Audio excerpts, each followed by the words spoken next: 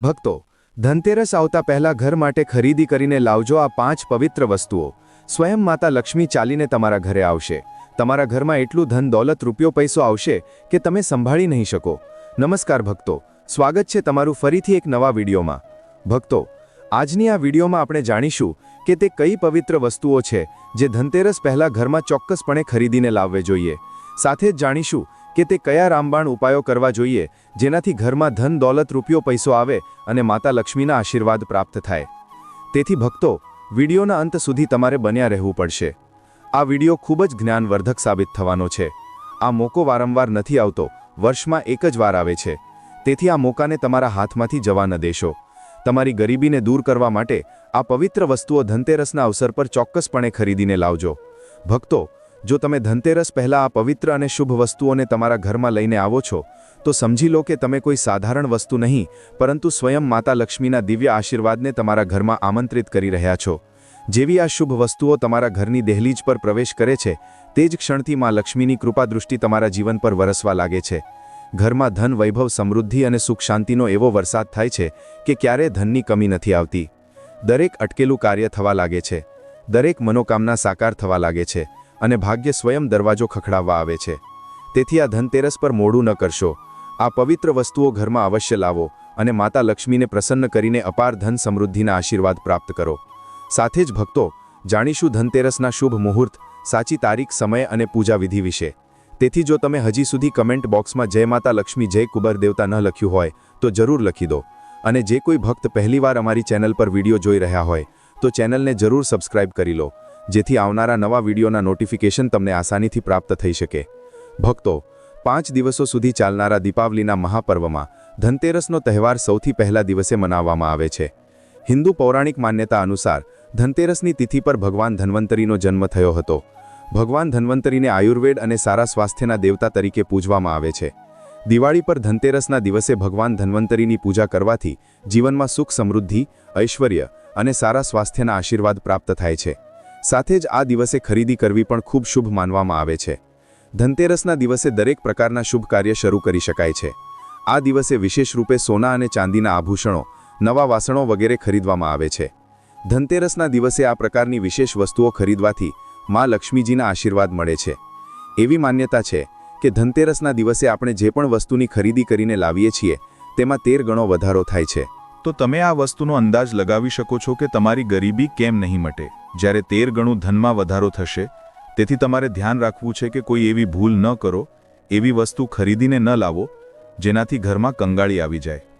તો ધનતેરસના દિવસે આ વસ્તુઓ કઈ છે, ખાસ કરીને આજે વિડીયોમાં તમને જણાવીશું કે તમારે આ 13 વિશેષ વસ્તુઓમાંથી કંઈક ને કંઈક વસ્તુઓ ખરીદવી જ જોઈએ. જો તમે આ બધી 13 વસ્તુઓ ન ખરીદી શકો તો તેમાંથી જે પણ તમારી ક્ષમતા હોય તે વસ્તુ તમે ઘેર ખરીદીને લાવી શકો છો. ધનતેરસના દિવસે મહાલક્ષ્મીજી, કુબેર દેવતા અને ધન્વંતરી ભગવાનની પૂજા કરવાથી ઘર હંમેશા ધન, ધાન્ય, સુખ, સુવિધા અને વૈભવથી ભરેલું રહે છે. ધનતેરસના દિવસે જે લોકો સોના ચાંદીથી બનેલા આભૂષણો કે સોનું ચાંદી ન ખરીદી શકે તેમને પણ આ દિવસે કંઈક વસ્તુ અવશ્ય ખરીદવી જોઈએ. તો તમને અમે બધી વસ્તુઓ વારાફરતી જણાવીશું જે તમારે ધનતેરસ પર જરૂર ખરીદીને લાવવાની છે. નંબર 1, નવી સાવરણી, નવી ઝાડુ. ધનતેરસના દિવસે નવી સાવરણી ખરીદવી ખૂબ શુભ માનવામાં આવે છે. સાવરણીને માં લક્ષ્મીજીનું પ્રતીક માનવામાં આવે છે.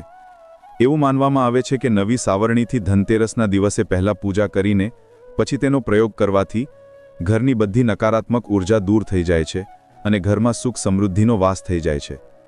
જો શક્ય હોય, ક્ષમતા હોય તો ધનતેરસના દિવસે એક સાવરણીનું ગુપ્તદાન કરવું જોઈએ.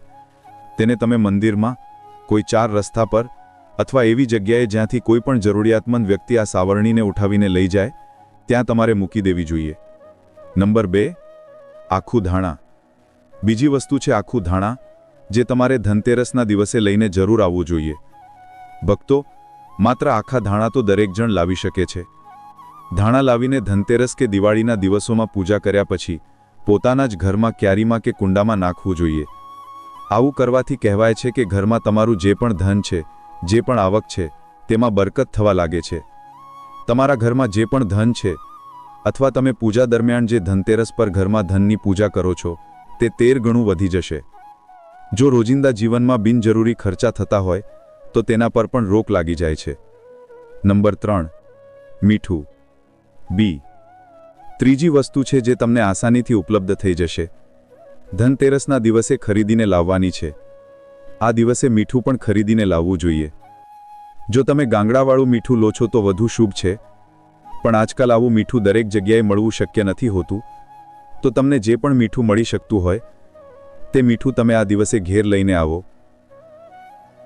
ધનતેરસથી લઈને દીપાવલીના બીજા દિવસે ગોવર્ધન અને ભાઈ બીજ સુધી તેનો પ્રયોગ કરો, અને આ 5 દિવસો સુધી તમારે સતત મીઠાનું પોતું પણ ઘરમાં લગાવવું જોઈએ.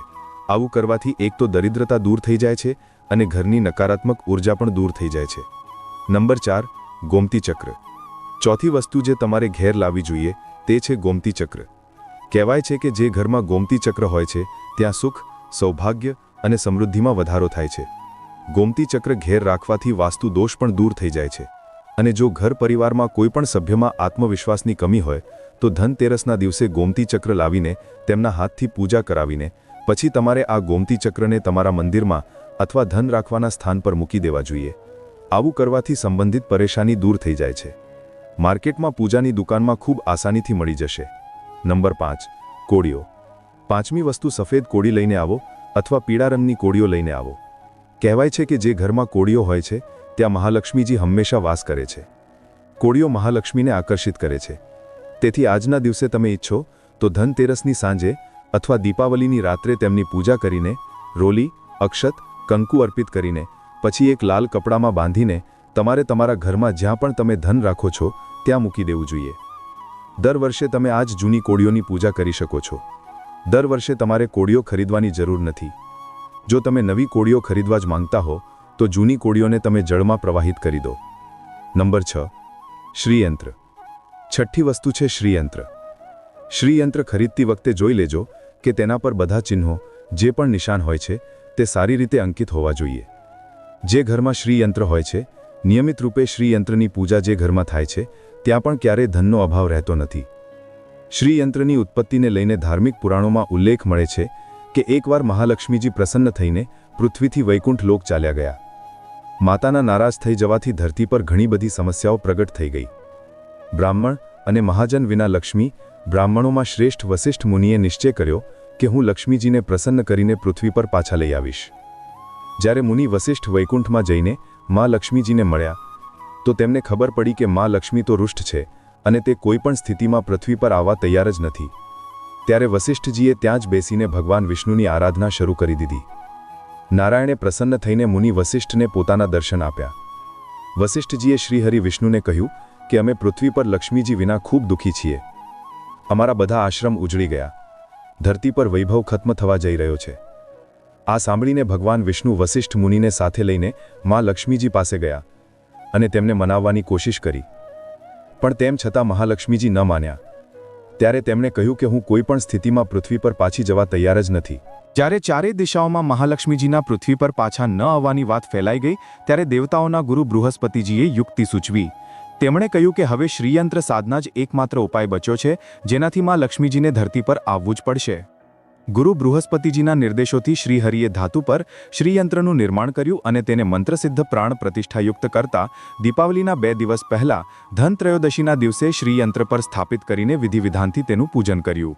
પૂજન સમાપ્ત થતાં જ માતા લક્ષ્મીજીને ત્યાં આવવું જ પડ્યું અને તે બોલ્યા કે હું કોઈ પણ સ્થિતિમાં અહીં આવવા તૈયાર નહોતી.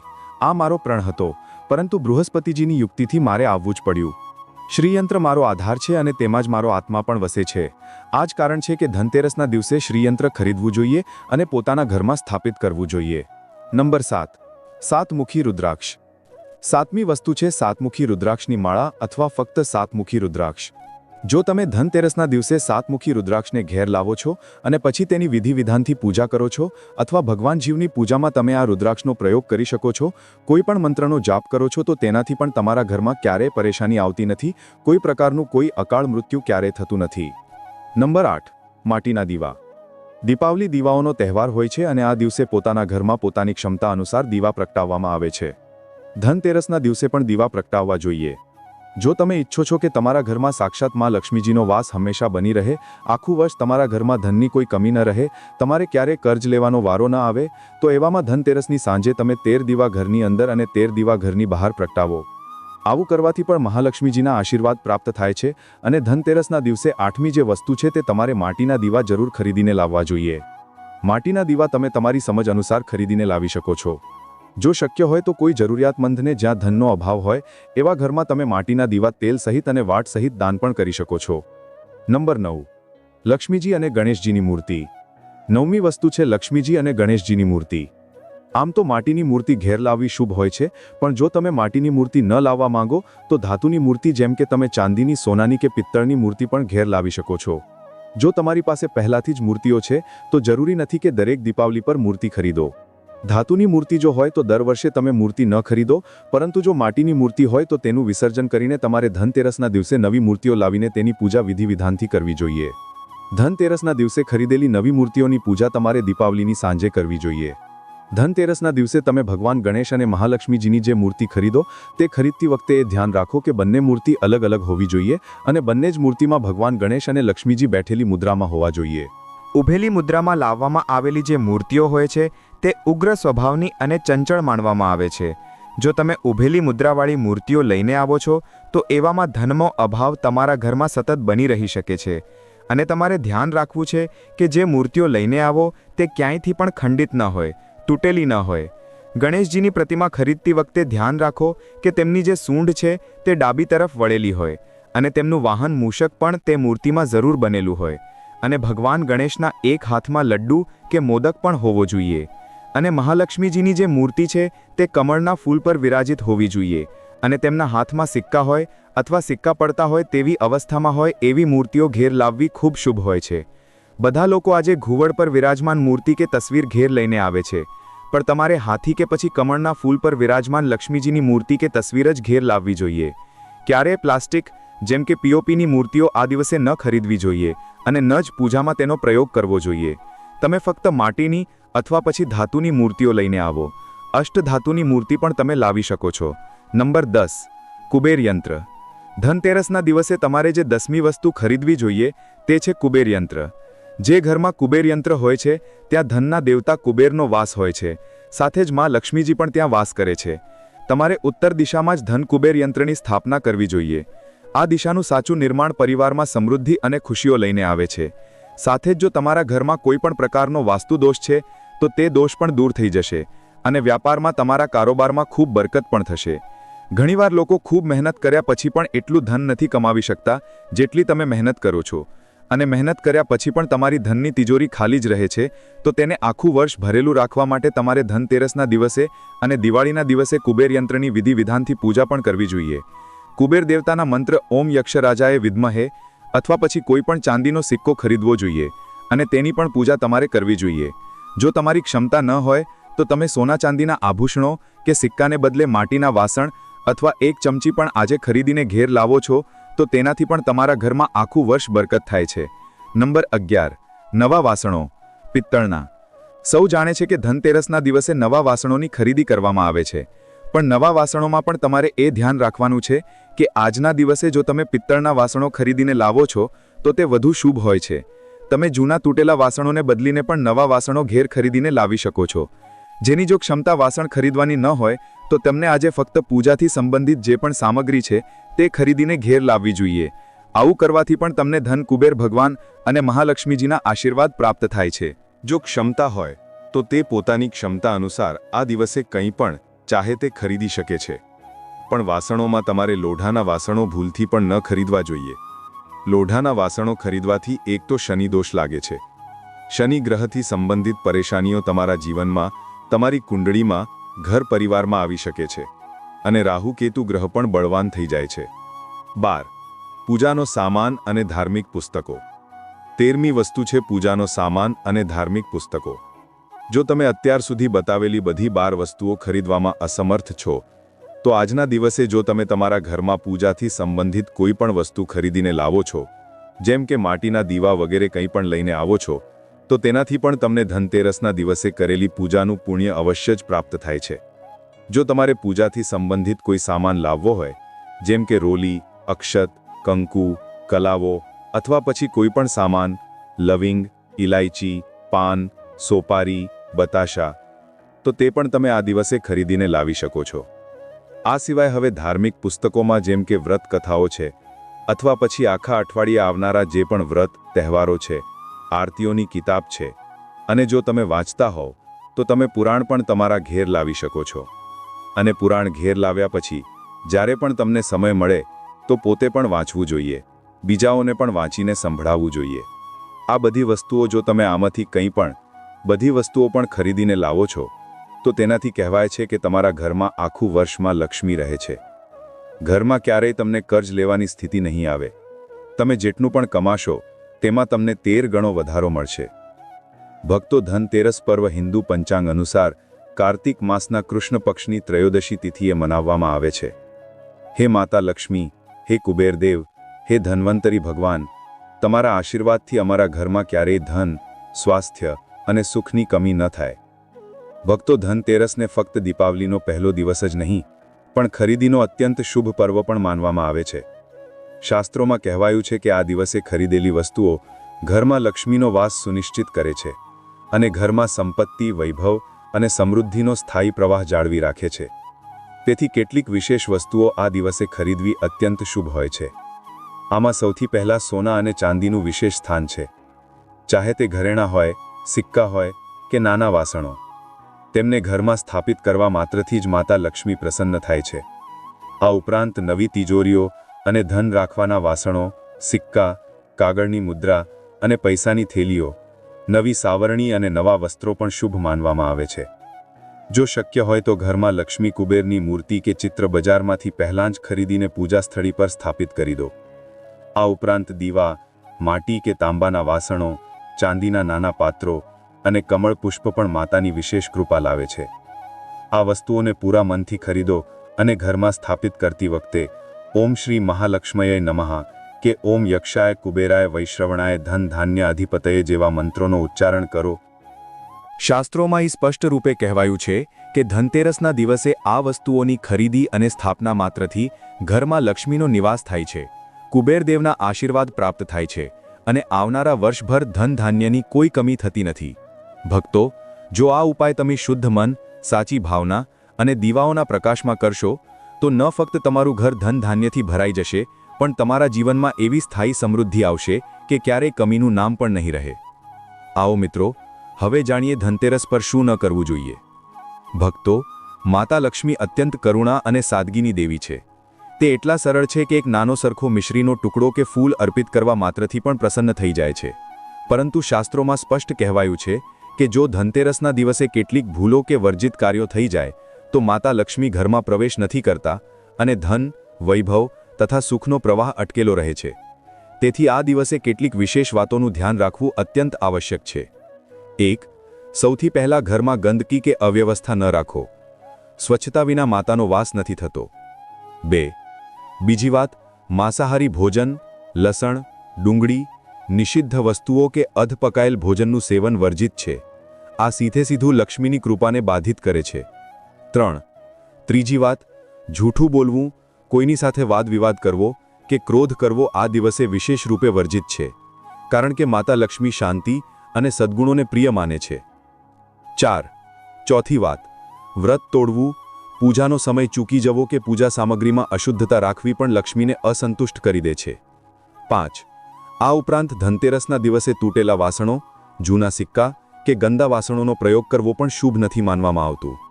જો આ વાતોનું પાલન ન કરવામાં આવ્યું તો ઘરમાં કુબેરદેવ પણ પ્રસન્ન નથી થતા અને ધનનો પ્રવાહ અટકી શકે છે. તેથી ભક્તો, માતા લક્ષ્મીના સ્વાગત માટે ઘરને સ્વચ્છ, મનને શુદ્ધ અને કર્મોને નિષ્કલંક રાખો.